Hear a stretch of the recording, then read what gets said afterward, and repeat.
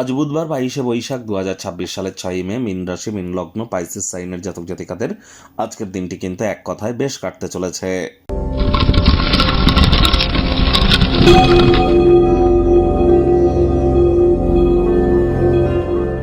ভিডিওটির শুরুতে স্ক্রিনে আপনারা দেখতে পাচ্ছেন বুধ গ্রহের বীজ মন্ত্র ওম ব্রাং ব্রিং ব্রং সব বুধায় নামা।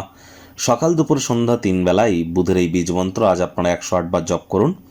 বুধ মানেই কিন্তু তিনি শুধু গ্রহদের যুবরাজ তাই নন। বুধ মানেই বিদ্যা, বুধ মানেই বুদ্ধি, বুধ মানেই ব্যবসা, বুধ মানেই আমাদের কমিউনিকেশন স্কিল, মানুষকে বোঝানোর ক্ষমতা, বুধ মানেই আমাদের যৌবন।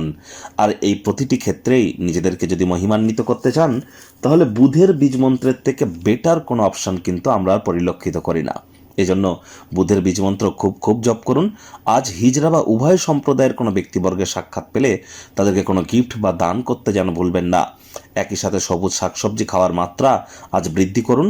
গণেশজির নাম জপ ধ্যান আরাধনা করুন।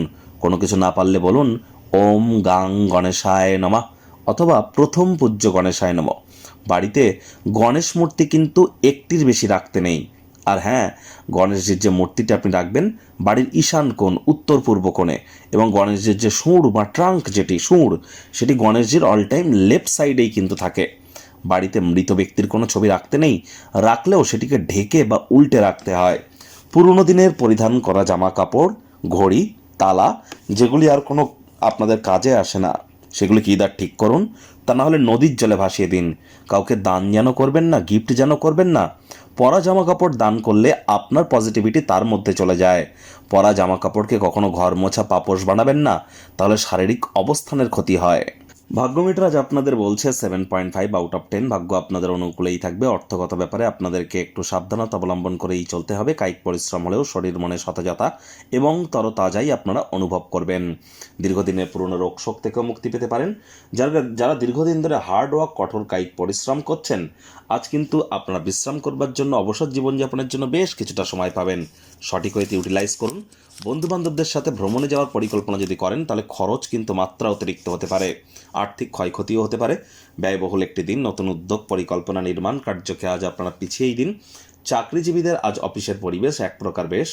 আপনি আপনার কঠোর পরিশ্রম এবং ধৈর্যের মাধ্যমে আপনার নির্দিষ্ট লক্ষ্যে আপনি পৌঁছে যেতে সক্ষম হবেন। রাজনীতিবিদ যারা আছেন, জনসংযোগ বৃদ্ধি করুন। সমাজে আপনাদেরও পপুলারিটি বাড়বে। শিক্ষার্থী বিদ্যার্থীরা যে কোনো প্রকার পরীক্ষা প্রতিযোগিতায় সফলতা প্রাপ্তি করবেন। উচ্চশিক্ষার জন্য যারা বিদেশ যাত্রার কথা ভাবছিলেন, ভাগ্যদেবীও আজ আপনাদের পক্ষেই আছেন।